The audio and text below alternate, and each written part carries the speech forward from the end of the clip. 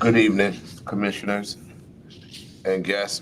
We'd like to call to order the Planning Commission meeting for December 8th, 2025. Want to do a quick roll call. Commissioner Russell. Here. Vice Chairman Noy. Here. And I am here. Commissioners Beisel and Commissioner Wood are not present. But we have three, so we have enough to conduct business.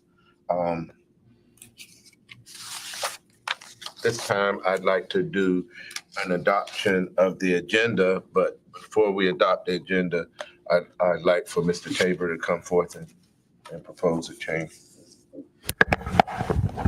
Honorable Chair, Vice Chair, and member of the Commission, I would like to respectfully request that item 8D be removed. It's the Parks and Trails presentation, and I would like to request that item 2 from the work session capital improvement program be added as item D under presentations.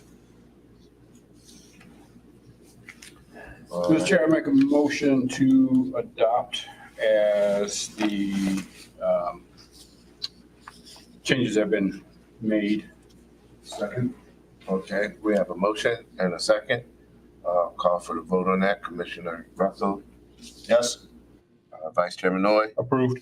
And I approve. That vote carries 3-0. Okay. At this time, we want to do an approval of the meeting minutes from the previous meeting of November 10th, 2025. Can I get a motion to approve? I motion that we approve the minutes. Second.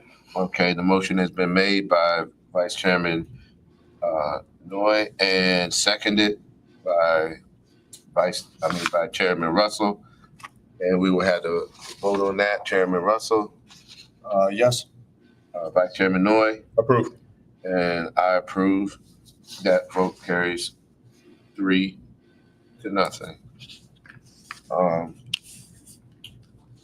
This time, we will move forward with the presentations to the Planning Commission, starting with item A.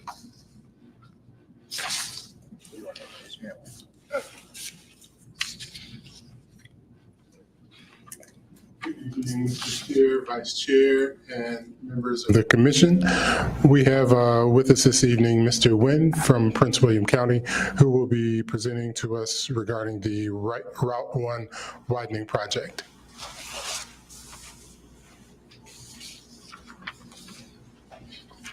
All right, thank you. Good evening, Chair, Vice Chair, Commissioners. My name is Hoai Nam Nguyen. I am with Prince William County Department of Transportation. I'm a principal engineer there, and I am the project manager for the Route 1 Fraley Boulevard widening. So I'm happy to be here tonight. Here to give you a brief presentation on our project, give you some status updates, and happy to answer any questions you may have on this project. I'm sure there are many. Next slide. Sorry. So this is just an overview of the project location and vicinity map. What's shown in blue is currently 4 lanes on Route 1, and that will be widened out to 6 lanes. And what's shown in orange is currently 2 lanes northbound, and that portion will be widened out to 6 lanes with 3 in each direction, northbound, southbound. And then you have a section in green, which is currently southbound Route 1. That portion is to be converted to local traffic only. And that includes a portion at the very end near Brady's Hill that is in the future project to be cul-de-sac, and so that will be converted to a 2-way on Main Street to allow access. All right, so you all understand the purpose of the project is to make improvements on Route 1. We also have a summary right there of our funding for this project. So we have most of the funding comes from NVTA, Northern Virginia Transportation Authority. and there's a portion, about 51 million, that comes from Smart Scale. So the Smart Scale funding is a federal funding source, and because of that, we do have to abide by a lot of federal regulations on this project. So they are rather strict on the scope of the project and what is allowed. And so that is some of the reason why certain things have not been included. Typically, federal regulations don't allow for any sort of, I'd say anything like above and beyond.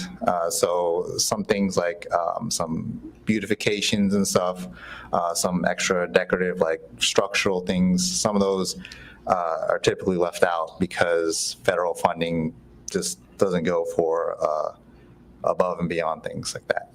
So that's a sort of funding. The total is about 180 million there. And this is the planned project schedule. So in the past, up until about 2021, this project was managed and administered by VDOT. And so in 2018, they held a design public hearing. When the county took over administration in agreement with the town, what we did was we got with our design consultant, we looked at the plans, we found ways to tweak things and make things better. And back in 2022, we presented this as part of a public information meeting, virtual public information meeting, to try to update everyone on what we were intending going forward. And we started right away in 2023. We are in the utility relocation phase. So we have given a few utility companies the notice to proceed that they can begin relocations. We do have some coordination that's still ongoing with them for like some right-of-way issues, some clearing, a couple of like staking out some of the relocations that we have to do ahead of time. So we are a bit behind. They have not started any actual relocations as of today. The intention is early 2026 in January that the relocations will start. And as you're aware, it's a very lengthy project. It's almost 2 miles. And so the relocations are planned to take up to 2 years. I think once they get going, if the weather is cooperative, if things go smoothly, it should not take a full 2 years, but we have planned for extra time in case of delays, which usually do come up. And then, so after utility relocations are done, as it's going on, the plan will be completed. It will be submitted for approval. And then when we have utilities cleared, when we have the plan ready, we do have to request for authorization to construct. And that is part of the federal funding process. And so there is a gap between when we can finish relocations, when we finish the approval of the plan, and then when we can actually advertise for construction. So we cannot go to advertisement until then. We are still holding January 2028 as when we will advertise for construction. And we're hopeful that everything will come together and we can keep that date. And the construction process will be a bit lengthy, and so we are planning to complete it by December 2031, which I'll go over the phasings of how it's generally going to go in a little bit. So just a quick highlighting, we have been in cooperation with Dumfries and with the public throughout this process. I've listed the 2 public meetings above. We have very lengthy right-of-way negotiations that we've done with all the property owners affected. We have a right-of-way consultant, RDA, that has been great at coordinating with each of the affected properties, and not only the owners, but also the tenants on them. And we're addressing all their needs, all of their requests. Some want to stay before as long as they can. Some want certain requests with access or with parking. And so we've done what we can for each owner and each tenant to try to accommodate them as best as possible. We've met with the property owners, with their legal counsel. We've met with affected HOAs, and we've met with a handful of developers as well, which are listed at the bottom. So we try to do the best we can to make sure that everyone who is directly affected knows what is going on, and we know what they're doing too for the developers. And here's an example. We do have actually 3 pages of information. One is from the county, one's from the town, and one is from VDOT that do have information on this project. The VDOT one is more of an archive. They do have environmental information on it, but most of the design information is on the county website, and I believe the town website has the same information as well. And so there should be plenty of ways for a concerned citizen to be able to access that information. Briefly going over the right-of-way, we are fairly advanced in our right-of-way acquisition. We have 43 offers. We have 114 total affected properties, 16 of which have been total acquisitions. 98 of them required offers. And so of the 98, 43 properties have accepted the offers through various amounts of negotiation, and we've recorded their acquisition. We have 55 offers which have been refused and are going through some step of the COT, certificate of take process. And so for those offers, we can go ahead and record while they are negotiating, and if it gets to require some mediation, like that may happen too, but we will have access to those properties as well. If you do have any right-of-way information, Mr. Scott Hatton is our Prince William County senior right-of-way agent, and his information is listed there for any questions or comments. So for the plan review, to summarize this, we have gotten a lot of our waivers approved. We've gotten a lot of our plans approved. The general design has been approved. The ENS has been approved. And so what's remaining is there are tweaks due to some of the property owner negotiations. So some of their entrance details, maybe some of the easements on the property are still being tweaked. So that is outstanding. There are a couple of comments that are remaining from VDOT, mostly on geotechnical items. And so we're trying to resolve those as well. But for the most part, the plans are set, and the general design has been approved. And so this is just a detailed list of where we are in our status. So during our process of this project, we have tried to incorporate as many strategies as possible to minimize impacts during construction. These include contract special provisions. So what these do is during the negotiation, if a property owner requests they need access to their property certain hours of the day, we can put in contract provisions for when the contractor comes through that they must abide by that. So that's a way we've tried to minimize an impact to a property, to a business basically, because many businesses feel that this project has been harmful, but we've done as much as we can to try to mitigate that for them. And during all business hours, all the businesses will be accessible. The contractor is required to maintain access during business hours. There are going to be lane closures during construction, but not during the peak hours. And so during rush hours in the morning and the afternoon, we are going to keep as many lanes as there are currently. We plan to incorporate a lot of portable messaging signs and a lot of notifications to alert people in case there are changes to any traffic configurations or anything that someone would know and we want them to know before they're driving through it. And at the bottom there, it mentions the 5 phases of construction. So that's the final part of the presentation. I'll go over that real briefly. These 5 phases they're not set in stone, but generally for roadway construction, we try to build where there are not cars driving currently, and we build it up enough so that you can switch over traffic at some point and then work on the part that was previously being driven on by cars.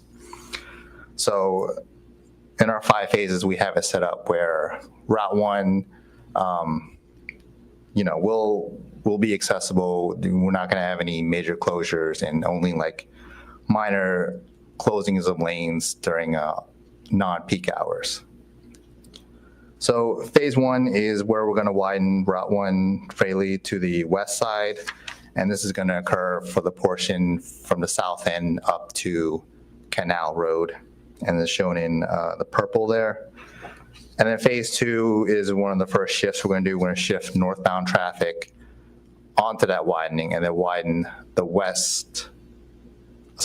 east side. So we're shifting onto the west side that was already widened, and we're widening on the other side, the east side. In phase 3, this is when we're widening northbound Route 1 on the west side north of Canal Road. And this includes completing the widening north of Grand Park Road. And then phase 4 is completing construction, including some major intersections at Quantico Gateway and at Canal Road. So that's shown in green there. Those intersections have the biggest change from the existing condition. And so once we have the rest of the road widened, we are going to go back and reconfigure those into their final configuration. And then the last phase is phase 5, where we shift southbound Route 1 onto the widened Route 1, and then we install a cul-de-sac at Main Street and Quantico Gateway. And this is where we're also going to finalize our median construction. So to help with the flow of traffic, a lot of times we'll leave the medians out till the very end. And then when we have it finally set, we can go back and put in the medians and not disrupt traffic. So that's the general phasing. This is not set in stone, and typically the contractor can, when they win the project, they can review all this. If they feel like certain things can be done more efficiently, they have all the right to go and submit a revised plan, which shows that. And this was put together by a design team. They do have construction experience, but being a contractor is someone who's out in the field every day. That's their job. Sometimes they can come in and have better insights on how to construct things. And so they have that freedom. So these, just wanted to say again, these are not set in stone. So that's the end of the main presentation. That is my information, and I'll leave it up there for any of you all or anyone in the public who has questions. Feel free to email or call me at either number. We'll try to be accessible as possible. So with that, I know there were some questions. I'll let you all start if there's anything you want to ask about. Okay, I'll open it up to the commissioners. Start with you, Commissioner Russell, if you don't mind. Thank you for the presentation. Thank you for coming down. Of course. We really do appreciate that. Unfortunately, I have not looked at the plan in a while, so I do not remember all the details. But in general, is there anything being done to preserve pedestrian access during construction? And roughly what would that be? Pedestrian access is maintained where there are existing facilities. And so anywhere there's a sidewalk now, the contractor will have to keep that accessible during construction. Okay. The thing is, wherever there isn't a sidewalk, they're not really required because there isn't a sidewalk there right now. So the way it's kind of viewed is like that's not really a pedestrian facility currently. So there wouldn't be one until they finish constructing it for those. But anywhere there's currently a sidewalk that we maintained. And will there be a proposed pedestrian sidewalk or trail on both sides of the final Route 1 north and south? Yes. On the south side, so the side that's actually heading northbound. I guess like east and west. There's a sidewalk on one side. The other side actually has a shared use path. Okay. So that is a wider path that can be used by pedestrians and by bicyclists. Thank you. That's all my questions. All right, Vice Chairman Hoy. Yes, a couple questions. I'm looking at the list for the structures to be demolished on the Route 1 project. Do we have a listing for the parcels? Because I see where it says certain businesses were relocated, like Dumfries Dental was relocated to parcel 42. Do we have a list of those, where those parcels that are listed? We can provide the list. Okay, just wondering. Yeah, we can provide one. Yes. I was looking at on the actual county website to where there is was R-Cut restricted crossing U-turn section. Yes. See on where Tripoli Boulevard and Old Stagecoach Road, there is going to be, is there a median? It looks like a median there. So the shoppers that are going to the Coach House Plaza, they're heading south. It looks like they'll need to make a U-turn, then go north to make that turn in. Are you Yes. guys thinking about signalizing that intersection at all? No, it will not be signalized with this project. That was looked at, and it's actually part of the regulations that I mentioned. So because of the spacing and a couple other things, we are not able to put a signal there. I know that some of the council members have asked about that in the past too. So at Tripoli and Old Stagecoach, that intersection, there is left turns into each. There are no left turns out, and there's no signal. All right. That was going to be my next one. Tripoli residents going north, they're going to have to make a right, then U-turn to go. Yes. They go south, then make a U-turn to go north. Yeah, and I believe like the next openings on either side are signalized, so it's that does help with a lot of U-turns. So it's just Tripoli itself is not signalized. Okay. As far as, and this may be a question for town staff. I know one of the businesses, Cropper's Towing, is he in line for that area as well for the acquisition or no? That is right before you get to Canal Road. So that would be on the east side of going north. Right past when you get the bridge, right when you cross over the bridge from Quantico Creek. And right now we have some historical markers that are in that area. So are they going to be moved, or is Cropper's Towing going to be gone? Do you know? I'm trying to recall, is that on the east side? East side, yeah. The same side with the markers? Yes. And is that at Canal or? Is right before you get to Canal, because I know that it's right next to Daniel's Auto Care. And I see that Daniel's Auto Care is already closed. Right. And so, and we can tag team, but I know that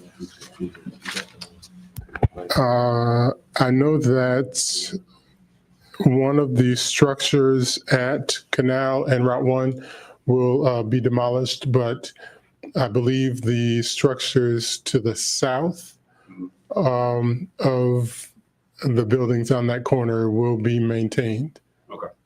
Okay. And yeah, I don't believe it's it's on the list of demos. Okay. That's all I have, Mr. Chair. Thank you. Okay. One question I had, and Reggie, maybe you can help me with this. That virtual meeting that you guys had March of 2022, for whatever reason, I don't remember that meeting. Was that something that was advertised to us, or was that something that went out across the county? Because I don't remember that meeting. Yeah, and unfortunately, that was prior to my employment with the town, so I'm not sure. Do you have any information on the 2022 virtual meeting? Yeah, so I was part of that meeting. I don't remember specifically how it was advertised. I do know we did speak with town staff and we included them, like Mayor Wood was at the meeting. He gave a brief speech in the beginning. I think the previous public works director was involved. I don't know the extent of the advertising though. I was just asking the vice chair about it. He doesn't remember it either, so I don't believe we saw that at all. Okay. My second question, which is a big one for me, is these 55 offers that's been refused. Realistically, how much is that going to be a holdup on your schedule moving forward? It's not going to be a holdup actually. So with the COT process, certificate of take, it allows the county to use eminent domain to acquire that property and before it gets settled. So whereas the 43 offers, they signed, they agreed to the terms. For the ones that are refusals, it basically just allows them to continue selling or negotiation while their property is already acquired for eminent domain. So it will not be a delay. Most of those 55 have already been, to us, acquired and recorded. It's just the amount of settlement, the final terms, that may be ongoing, but that will not be a delay. Okay. As far as these road closures go, even with the way Route 1 is already bottlenecked and especially during rush hour traffic, what's the plan as far as, are they going to try to consider that as much as possible when we talk about closing a lane? Yeah. So during rush hour, there will not be lanes closed. So right now there's 2 lanes southbound, there's 2 lanes northbound. That's going to remain during rush hour. So usually, like during the middle of the day, that's not a rush hour. So they might have a temporary closure in the middle of the day if they need to do some work. That's gonna require that. If the contractor chooses to do night work, that might be a thing. Although that's a separate discussion. But like when the traffic comes through during the rush hour, they will have as many lanes as they have currently. There will not be lane closures during that time. If they do set up, for example, if they set up a barrier and they've shifted lanes and there are still 2 lanes going either direction, but they have work area behind the barrier, the contractor is allowed to do all that work. But as long as they're not impacting the number of lanes, they can do whatever work they want. Vice Chairman. Point of preference, Mr. Chair. One quick question for you, sir. I just thought about something. I know that we had a traffic study a while ago when the road came to us, but has there been any thought at Possum Point, since the residents that are coming out of Tripoli, they have to go down to Possum Point, that's their first light or their first intersection to swing around. Is there any thought of doing a U-turn yield for something for that intersection for those folks that have to make that U-turn, or is that's more of a traffic issue or traffic?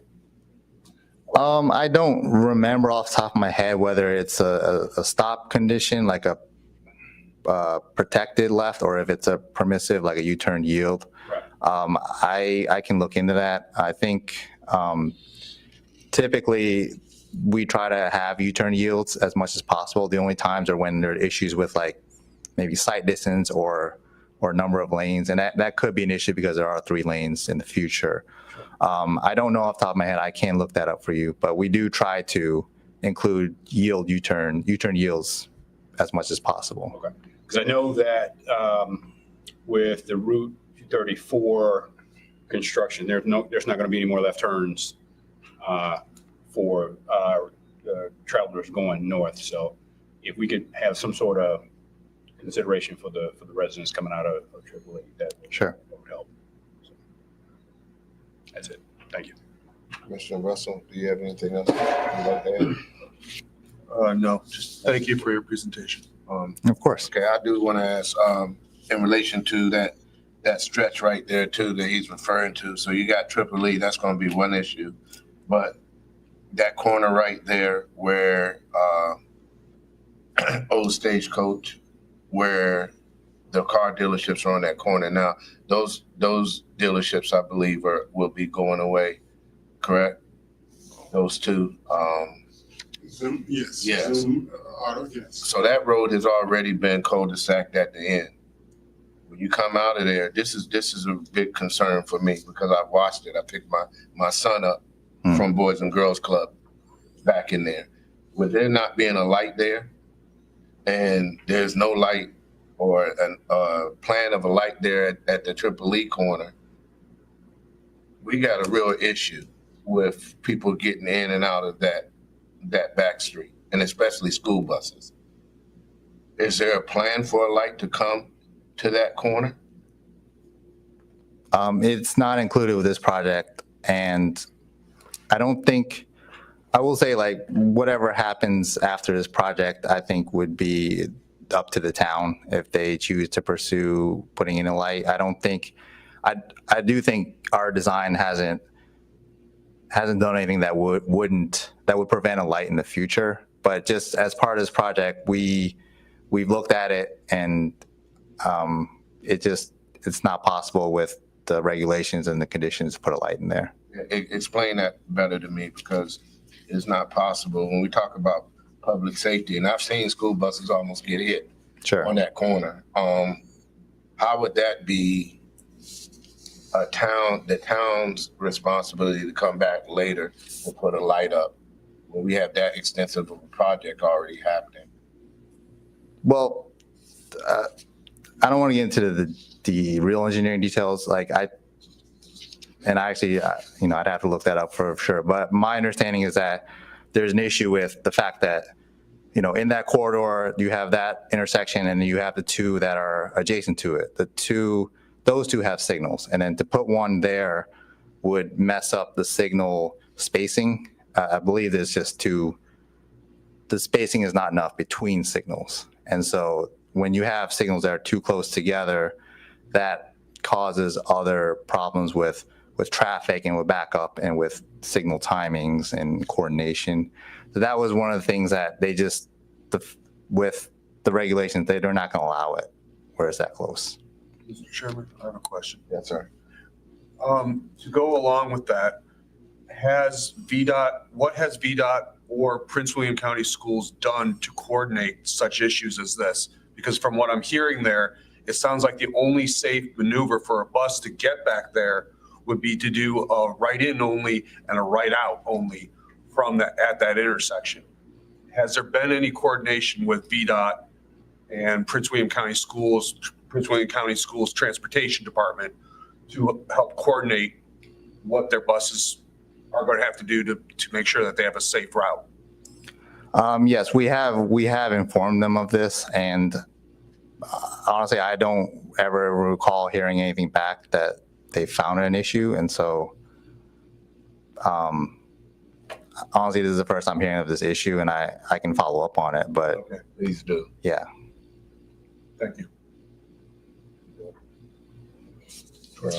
Okay. Thank you, sir. We appreciate it. Okay, thank you all. Coming here. Thank you for the presentation. Glad to be here. Thank you all. All right, at this time, we'll move on to the second item, which will be the Route 1 and 234 interchange project.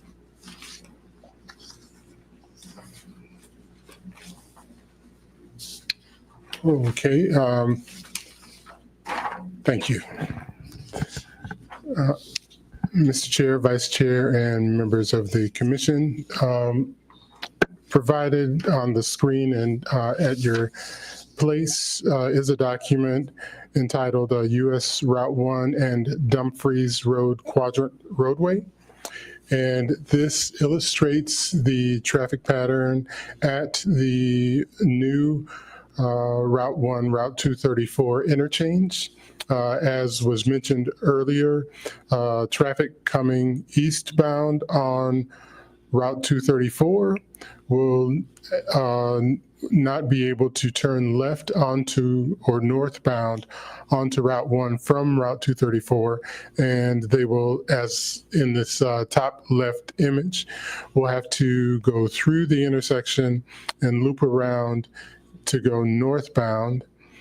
And in the second image to the right of that, the top right image, it shows the right turn only coming for traffic coming southbound on Route 1 onto Route 234 and coming southbound onto Route 1 from Route 234. Those right turns will remain, and they are existing right turns. Then the bottom left image shows traffic wanting to go west onto Route 234 from Route 1, northbound Route 1. And they will need to continue through the intersection, make a right turn on the loop road, and then access or go westbound through the intersection after going through the loop. The project is currently under construction. The project is being constructed by a private developer. It has to be approved by VDOT, and the last communication that I received indicated that the developer is hoping to complete the project within the next few weeks and prior to the end of the calendar year. But again, VDOT will have to approve the construction prior to the project being completed. And we will keep you posted on the status and the proposed opening date. I'm happy to respond to any questions. All right, Commissioner Russell. So this project is a private project, totally funded by a private entity. And it's being built, and then afterwards, the idea is that VDOT will accept this. I understand this is been engineered by an engineering transportation, very reputable transportation company, and I'm sure it's been done correctly. I guess my concerns would be that what public comment has been provided in this project, if any? Yeah. Unfortunately, I was not with the town when Understood. the project was initiated, and I cannot speak to the public engagement process. And again, I realize this is transportation engineering. A lot of people would fall asleep to it, and I get that. But I guess overall, I think it's definitely a good improvement for the town compared to what we have now. My concern or questions would be as far as the impact this is going to have on the greater transportation system that VDOT is managing right now. I understand and I can see how this will help improve that intersection, but it will improve this intersection, but you can only put so much input and output onto the adjacent roads.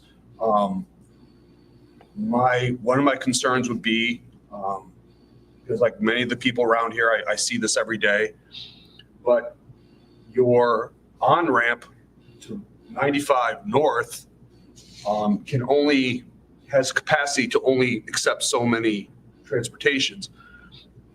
And I'm not asking for an answer from this, but my question would be, has there been any coordination with VDOT as far as future improvements to allow for additional capacity? Or is this purely being governed, engineered with the idea that we're improving the flow and then it will be addressed with signaling, and the signals will help control the flow of the traffic? And I imagine we'll also be told, we know that there is going to be extreme capacity at some point where it will back up. But by doing this project, I'm sure someone's going to say, we are improving it so it'll be better than what it is now. But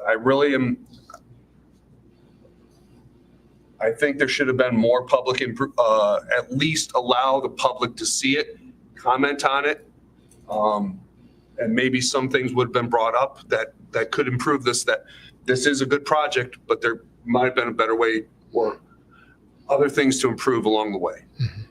But I realize this is a private project. It's been privately funded. It's not public funds.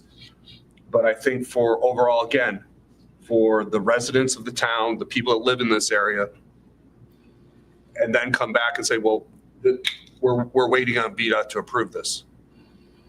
Somewhere in there, there's, to me, the design process is broken. You need to have the people that live here, they are members of the community. They are one of the owners. They are part of the solution. They are part of the problem. They have ownership in this intersection, directly and indirectly. So, but those are my concerns. And I would love to see what VDOT says on this. Thank you. That's all my comments. I'm a comment in relation to that, because I realize some of that you weren't here for probably. But to your point, excuse me. No, go ahead, baby. No, Ashley, I will wrap up. You go first. Sure. Yeah, you go first. You go first, because we're probably on the same page to a point. All right. Mr. Tabor, and this is not directed at you, but this is more of a VDOT and the county question. I know that next intersection up is Wayside Drive, and I'm looking at the map, and it shows that there's a light to the east of the commuter line. And Mr. Nguyen, he just mentioned about lights being too close to each other and the signaling and timing and things like that. But that seems pretty close in my head, that light there, and the one that's at that next intersection. So I guess my question was going to be, are those lights going to be timed similar to where you're not doing that constant stop there? And I assume this is a dangerous assumption, but I assume there's still going to be a light at the intersection of 234 and Route 1 to wrap it around. So for those to stop the traffic that's going north to allow the other traffic. So I'm assuming there's light there. So seems like there are going to be 3 lights that are fairly close to each other in that area. So it would have been nice to, during some of those periods, those open session periods that we didn't have, to where we could ask those questions as far as light timing and things like that. But I yield, Mr. Chair. Go ahead. So that's a good point, and it's kind of a conflict. You know, in one sentence, you tell me we can't have a light that close together at one corner, but yet we move to another corner and you have a light that close together. You know how I am. I feel like it's not anybody's concern. That's the way it feels to me, because we brought up these issues. And to your point, yeah, there was public discussion about this. There was presentations about this. The way it went, they pretty much told us this is what we're going to do, and y'all just gonna have to deal with it. Without saying it, that's basically the way it went, because the concerns about the cul-de-sac and what it was going to do to those businesses back there, the concern about that corner that I just brought back up to him, that was brought into play. The concern about that traffic, you know, what was gonna happen with the traffic and the backing up and then the talk of the service roads, how all that was gonna look. And that was the one thing they were saying, well, it's gonna be an improvement from what you have. But you even had members of council that were questioning that too. Like, how much of an improvement is it really gonna be? Well, can we sit back at the table because our residents are affected by this directly, and they weren't trying to hear that conversation. That's the reality of it. They weren't trying to hear that conversation. It's like, no, this is what it is. Y'all deal with it. So it didn't feel good. Now, and I do remember that. Yeah, it's real clear in my mind of how that went and some of the presentations they did. So again, it's one of those things where, and then we've gotten better with it, with people from the county coming and presenting and actually interacting with staff, because, and I give my hats off to you guys as professionals to try to bridge these gaps and get them more at the table. But in the past, it's not been that interaction, and that was the norm. So folks got used to not telling us what they were going to do, even though it directly affected those that live within the town. Right. And this is one of those projects where it was done. Everything was, they decided, this is what we're going to do. This is what y'all got. We're not going to sit back at the table and talk about it. So, that's all I got on that. But I did, well, let me say that. So the service road aspect that they were talking about, when is that supposed to happen? Right. I was going to mention that there are additional phases to the project, and the reconfiguration of the service road that provides access to businesses on the south side of Route 234 prior to Route 1, the fast food restaurants, for example, and the gas station, I believe. That will be another phase that won't be completed when the initial loop is completed, but that is planned for another phase. And in addition, a third phase, if you will be a continuation of the Potomac Shores Parkway. So the road that leads to the loop on Route 234 will be extended to connect eventually to eastbound to connect to Potomac Shores Parkway in a later phase as well. Right. So with that, it sounds as if that intersection will be signalized as well. So there's going to be another light right there, because if you're going to have traffic going both ways, it sounds that there will be a light at that intersection as well once it goes all the way through to Potomac Shores. Mm-hmm. So another light. Oh, right, where you have to make the left onto the loop Yeah, road? you have the choice to make the left or go straight. Right.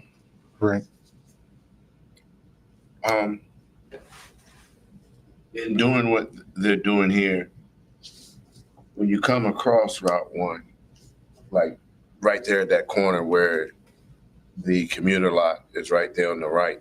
Mm-hmm. In this first phase, is there any plan to install lighting, street lighting on that corner, like in that area? Because if you think about it, from that corner all the way up to that first light at Interstate Drive, that light at Interstate Drive is the first actual street post light on that right side of the road. Mm-hmm. From that corner going all the way up there, it's that's not lit up like it should be. Mm-hmm. The only light you have is lights from the commuter lots, which they're made to light the commuter lot. So I always wondered about that on both sides of the street, actually, north and south. There's one light, I believe, right there by McDonald's, which is the last street light on the southbound side, coming all the way back to the corner. And on the northbound side, you don't hit one until you hit Interstate Drive, which is past the McDonald's. So do they have any plan in any of this to add additional street lighting from there leading up? Yeah, You know? we can check the plans for the service road phase and see if that includes any additional lighting. I recall that it does include some landscaping, but we can verify whether or not it includes additional lighting. Yeah, I think someone should definitely have thought about that. Okay. That's all I have. Good, sir. Yes. Thank you. Okay. All right, so, is that it for that? Yes, presentation? yes, sir. All right, so we will move on to the next item. Okay. And so as previously mentioned and also included in the approved or adopted comprehensive plan update, the town is engaging with a consultant to help us with small area plans. And 3 small area plans have been identified for 3 hubs that are in the comprehensive plan: Main Street, the Gateway, and the waterfront.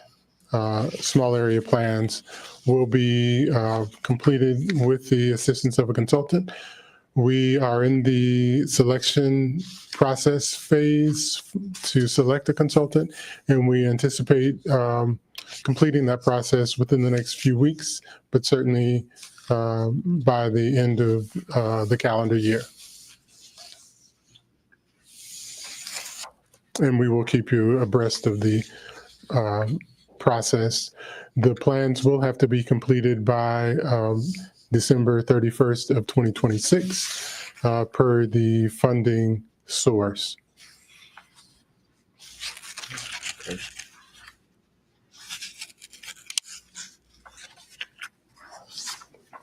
Anyone have any questions on that?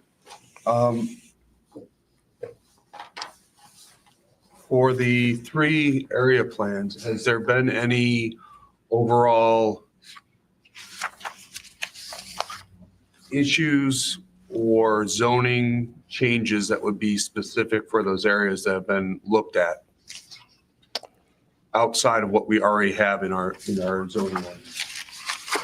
Well, perhaps during the plan development process, any recommended zoning amendments will be included in that process and would come forth to the Planning Commission for recommendation to Town Council. But to date, we have not proposed any zoning text amendments related to the 3 areas, and we anticipate possibly doing that after the plans are complete. Has there been any meetings or times set aside for public review and public comment? Yes, the scope of work for the plans includes public engagement, so there will be a public engagement component. There will also be a steering committee that will be part of the process as well. Okay. And when is it estimated that there would be the public review, public input? Yeah, we will develop that schedule with the consultant once they're brought on board. Okay. So we anticipate sometime in January, we should have, certainly by February, we should have a schedule. Okay. Thank you. That's all my questions. Thank you, sir. I don't have anything, Mr. Chair. Thank you. Okay, thank you. And I don't have anything at this time.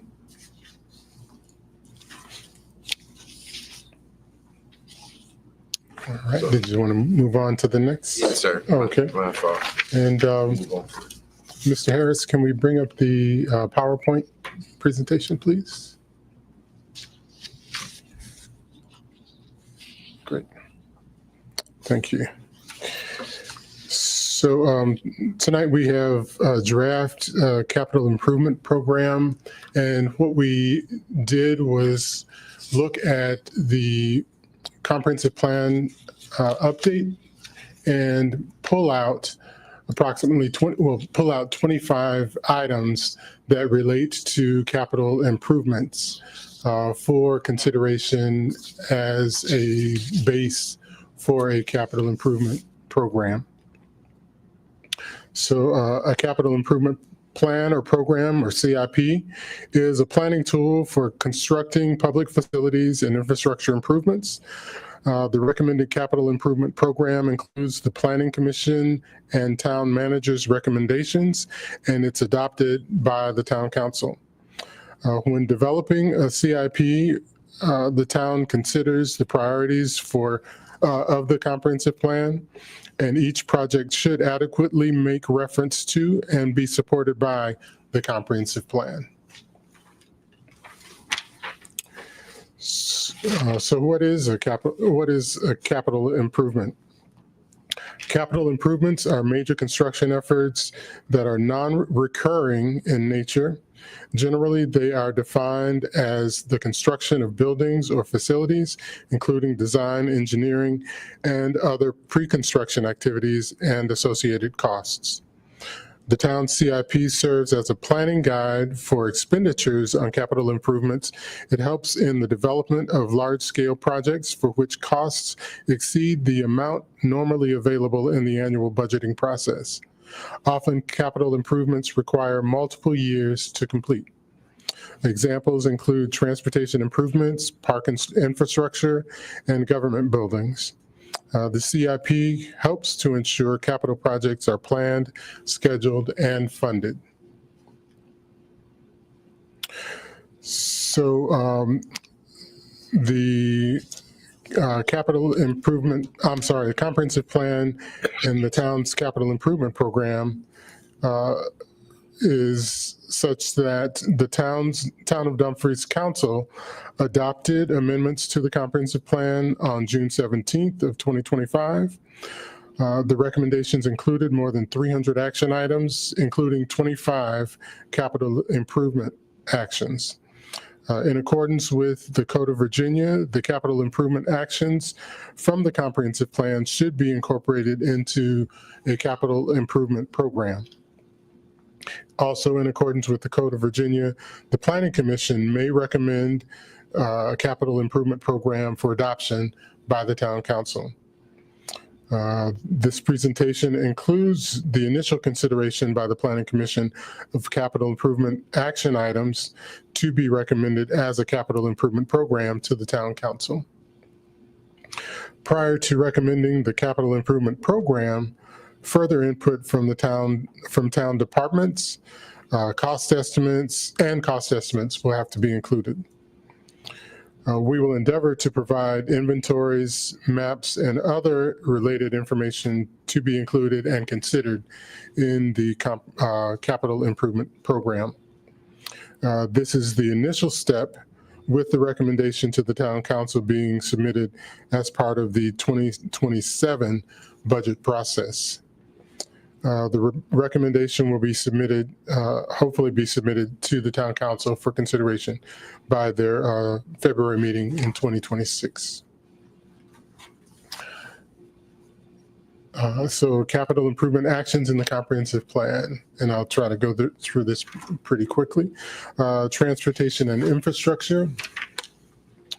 The action item is to prioritize the repaving of streets throughout the town based on pavement inspection by town staff or their designees. And I'll just kind of provide as a point of reference.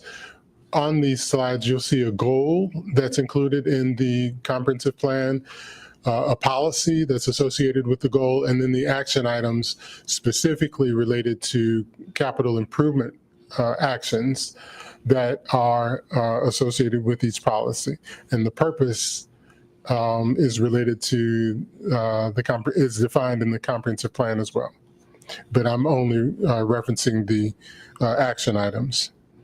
So related to multimodal transportation, the action items include construct all sidewalks to a minimum of 5 feet in width and incorporate a 3-foot utility strip between the curb and sidewalk wherever possible.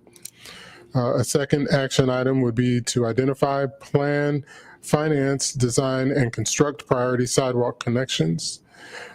And a third would be provide appropriate markings and identifications, including but not limited to road striping, bicycle lane designations, crosswalks, signage, and wayfinding reference points. Also, then another purpose is to improve connectivity, and action items include identify streets with existing gaps in sidewalks and prioritize filling those gaps through future improvement projects. Maintain an inventory of existing pedestrian facilities within the town and identify those requiring upgrades to comply with ADA or Americans with Disabilities Act standards. Revisit existing bicycle facilities such as bicycle lanes and shared use paths to check for compliance with Prince William County and VDOT's design standards. Facilities that do not meet current standards should be prioritized for improvements. And design and construct safe routes to schools, focusing on Dumfries Elementary School and Graham Park Middle School. Then also to improve connectivity, an action item is to pursue the design and construction of a safe pedestrian and bicycle crossing across Route 1 at or near the intersection of Williamstown Drive, which can be at grade or grade separated above or below. And this relates to our previous presentation regarding the Route 1 widening project, which currently, unfortunately, does not include a pedestrian crossing at Williamstown Road. And it is something that we can and hopefully will pursue in another action in the future, very near future. So regarding the purpose of sustainable infrastructure, the action items in a prospective capital improvement program would be to build new and remodeled town buildings to an established energy efficiency standard, such as Energy Star or LEED, which is Leadership in Energy and Environmental Design. Investigate the feasibility of solar panel installation on town-owned buildings and above town-owned surface parking to decrease reliance on the electricity grid, and mitigate negative impacts of air and sound quality along Route 1 by planting street trees along the roadway. The current plans for the Route 1 widening project do not include the addition or installation or planting of new trees. And so a future item could be to develop a landscape plan that includes additional trees related to this action item. So regarding the natural resources and the environment element of the comprehensive plan, under the purpose of climate change, the action item is to provide infrastructure to support vehicle electrification throughout residential and commercial areas. And that's also referenced in the transportation and infrastructure element. Then with regard to water quality, the action item would be to pursue opportunities to modernize the town's stormwater drainage systems, including as part of roadway improvements along Main Street, Route 1, and other future roadway projects. Regarding the Parks and Recreation element in the comprehensive plan, the purpose would be related to recreational opportunities, and an action would be to provide multi-purpose trails for walking, running, and biking. And other action items under that purpose would be to continue to provide venues for family gatherings and social events such as pavilions at parks and picnic areas at parks as well. And another action item would be to provide and maintain open space and natural trails for areas to sit and or stroll. Under the park design and connectivity purpose, action items would be to upgrade parks, trails, and sidewalks to achieve ADA or Americans with Disabilities Act compliance upon completion of a parks master plan. A second action would be to continue to pursue improvements to Graham Park to provide passive and active recreation facilities that serve as a destination and focal point in the center of town as part of the Main Street Commons Hub.